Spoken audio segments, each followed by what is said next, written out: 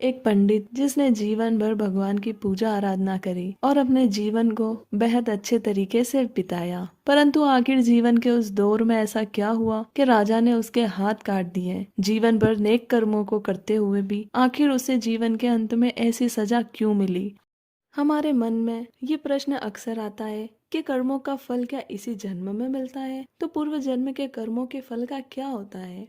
क्या कर्म जो हम कर रहे हैं उनका फल हमें इसी जीवन में आगे मिलेगा। ये प्रश्न हमेशा हमारे मन में घूमते हैं। तो क्या उस पंडित को भी इसी जन्म के फल मिले थे या किन्हीं पूर्व जन्म के कर्मों का फल उसे मिला था, क्योंकि यह जीवन उसने बहुत अच्छे तरीके से व्यतीत किया था। उसने अपना जीवन अच्छे कार्यों में लगाया था। तो आखिर जानते हैं कि पंडित के साथ ऐसा क्यों हुआ। एक राजा बड़ा धर्मात्मा, न्यायकारी और परमेश्वर का भक्त था। उसने ठाकुर जी का मंदिर बनवाया और एक ब्राह्मण पंडित को उसका पुजारी नियुक्त किया। वह ब्राह्मण बड़ा सदाचारी, धर्मात्मा और संतोषी था। वह राजा से कभी कोई याचना नहीं करता था। राजा भी उसके स्वभाव पर बहुत प्रसन्न थे। उसे राजा के मंदिर में पूजा करते हुए कई वर्ष गुजर गए। उसने कभी भी राजा से किसी प्रकार का कोई प्रश्न नहीं किया। राजा के यहाँ एक लड़का पैदा हुआ। राजा ने उसे पढ़ा लिखा कर विद्वान बनाया और बड़ा होने पर उसकी शादी एक बहुत ही सुंदर राजकन्या के साथ करा दी। शादी करके जिस दिन राजकन्या को अपने राजमहल में लाए, उस रात्रि में ही राजकुमारी को नींद न आई। वह इधर उधर घूमने लगी। जब वह अपने पति के पलंग के पास आई तो क्या देखती है कि हीरे जवाहरात जड़ी एक तलवार पड़ी है। जब राजकन्या ने उत्सुकतावश उस तलवार को म्यान से बाहर निकाला, तब तीक्ष्ण धार वाली और बिजली के समान प्रकाश वाली वह तलवार जाकर नीचे गिर गई और राजकुमार की गर्दन पर जा गिरी, जिससे राजकुमार की गर्दन कट गई। राजकुमार का सिर कट गया और वह मर गया। राजकन्या पति के मरने का बहुत शोक करने लगी। उसने परमेश्वर से प्रार्थना की कि हे प्रभु, मुझसे अचानक यह कैसा पाप हो गया। पति की मृत्यु मेरे ही हाथों हो गई। आप तो जानते ही हैं, परंतु सभा में मैं सत्य न कहूंगी, क्योंकि इससे मेरे माता पिता और सास ससुर को कलंक लगेगा तथा इस बात पर कोई भी मेरा विश्वास नहीं करेगा। जैसे ही सुबह हुई, पुजारी कुएं पर स्नान करने आया तो राजकन्या ने उसको देखकर विलाप करना शुरू किया और इस प्रकार कहने लगी, मेरे पति को कोई मार कर चला गया है। लोग इकट्ठे हो गए और राजा साहब को आकर पूछने लगे कि किसने मारा है। वह कहने लगी, मैं जानती तो नहीं कि कौन था, परंतु उसे ठाकुर जी के मंदिर में जाते हुए देखा। राजा समेत सब लोग ठाकुर जी के मंदिर में आए तो ब्राह्मण को पूजा करते हुए देखा। उन्होंने उसको पकड़ लिया और उससे पूछताछ करने लगे, क्या तुमने राजकुमार को मारा है। ब्राह्मण ने कहा, मैंने राजकुमार को नहीं मारा। मैंने तो उनका राजमहल तक भी नहीं देखा है। इसमें ईश्वर साक्षी है। बिना देखे किसी पर अपराध का दोष लगाना ठीक बात नहीं है। ब्राह्मण की तो कोई बात ही नहीं सुन रहा था। कोई कुछ कहता तो कोई कुछ। राजा के दिल में बार बार यह विचार आता कि यह ब्राह्मण निर्दोष है, परंतु बहुतों के कहने पर राजा ने ब्राह्मण से कहा, मैं तुम्हें प्राण दंड तो नहीं देता, लेकिन जिस हाथ से तुमने मेरे पुत्र को तलवार से मारा है, तेरा वह हाथ काटने का आदेश देता हूँ। ऐसा कहकर राजा ने उसके हाथ कटवा दिए। इस पर ब्राह्मण बहुत दुखी हुआ और राजा को अधर्मी जानकर उस देश को, उसके राज्य को छोड़कर वह कहीं और चला गया और वह किसी एक ज्योतिष से मिलने के लिए गया। वह इस बात को जानना चाहता था कि आखिर उसने ऐसा क्या अपराध किया है जिसकी सजा उसे मिली है।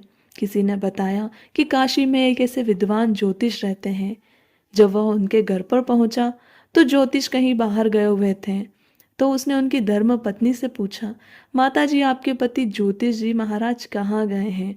तब उस पत्नी ने अपने मुख से अयोग्य और असह्य ऐसे वचन कहे जिसको सुनकर ब्राह्मण हैरान हो गया और मन ही मन कहने लगा, मैं तो अपना हाथ काटने का कारण पूछने आया था, परंतु अब इनका ही हाल पहले पूछूंगा।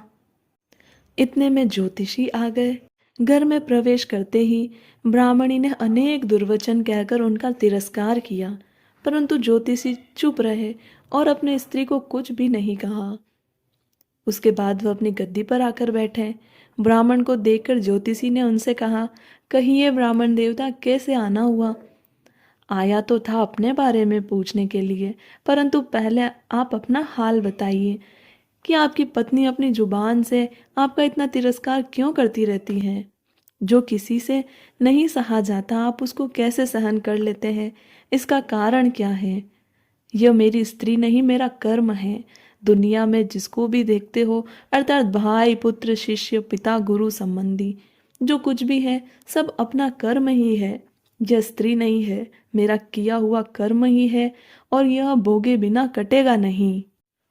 अवश्यमेव भोक्तव्यं कृतं कर्म शुभाशुभं, नाभुक्तं क्षीयते कर्म कल्पकोटि शतेरपि। अपना किया हुआ जो भी कुछ शुभ अशुभ कर्म है वह अवश्य ही भोगना पड़ता है।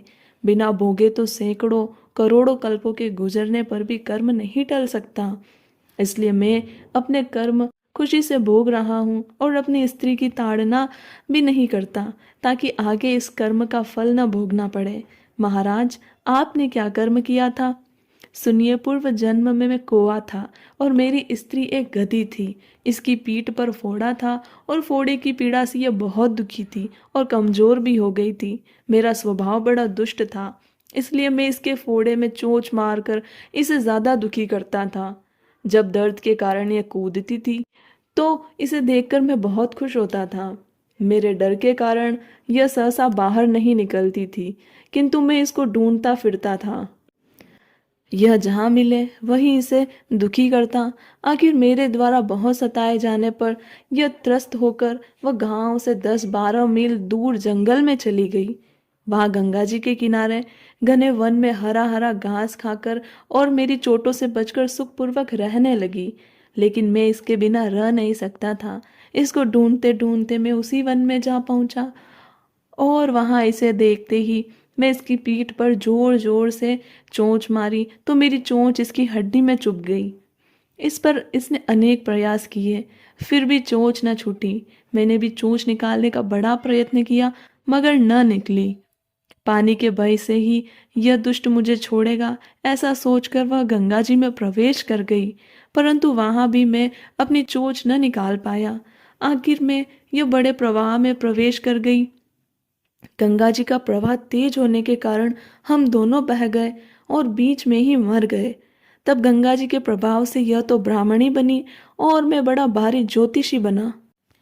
अब वह मेरी स्त्री हुई, जो मेरे मरने के पश्चात अपने मुख से गाली निकालकर मुझे दुख देगी, और मैं भी अपने पूर्व कर्मों का फल समझकर सहन करता रहूंगा। इसका दोष नहीं मानूंगा, क्योंकि यह किए हुए कर्मों का ही फल है, इसलिए मैं शांत रहता हूँ। अब अपना प्रश्न पूछो। ब्राह्मण ने अपना सब समाचार सुनाया और पूछा, अधर्मी पापी राजा ने मुझ निरपराध का हाथ क्यों कटवाया? ज्योतिषी ने कहा, राजा ने आपका हाथ नहीं कटवाया, आपके कर्म ने ही आपका हाथ कटवाया है। किस प्रकार? पूर्व जन्म में आप एक तपस्वी थे और राजकन्या गौ थी तथा राजकुमार कसाई था। जब गौ को मारने लगा, तब गौ बेचारी जान बचाकर अपने सामने के जंगल में भाग गई। पीछे से कसाई आया और आपसे पूछा कि इधर कोई गाय तो नहीं गई है? आपने प्रण कर रखा था कि झूठ नहीं बोलूंगा, अतः जिस तरफ गो गई थी उस तरफ आपने हाथ से इशारा किया, तो उस कसाई ने जाकर उस गो को मार डाला। गंगा के किनारे वो उसकी चमड़ी निकाल रहा था। इतने में ही उस जंगल से शेर आया और गो एवं कसाई दोनों को खाकर गंगा जी के किनारे ही उनकी हड्डियां उसमें बह गई। गंगा जी के प्रताप से कसाई को राजकुमार और गो को राजकन्या का जन्म मिला, और पूर्व जन्म के किए हुए कर्म ने एक रात्रि के लिए उन दोनों को इकट्ठा किया। क्योंकि कसाई ने गो को हंसिये से मारा था, इसी कारण राजकन्या के हाथों अनायास ही तलवार गिरने से राजकुमार का सिर कट गया और वह मर गया। इस तरह अपना फल देकर कर्म निवृत्त हो गया। तुमने जो हाथ का इशारा रूपी कर्म किया था, उस पाप कर्म ने तुम्हारा हाथ कटवा दिया है। इसमें तुम्हारा ही दोष है, किसी अन्य का नहीं। ऐसा निश्चय कर सुखपूर्वक रहो। कर्म फल का भोग टलता नहीं है। कितना सहज है ज्ञानयुक्त जीवन। यदि हम इस कर्म सिद्धांत को मान लें और जान लें तो पूर्वकृत घोर से घोर कर्म का फल भोगते हुए भी हम दुखी नहीं होंगे, बल्कि अपने चित्त की समता को बनाए रखने में सफल होंगे।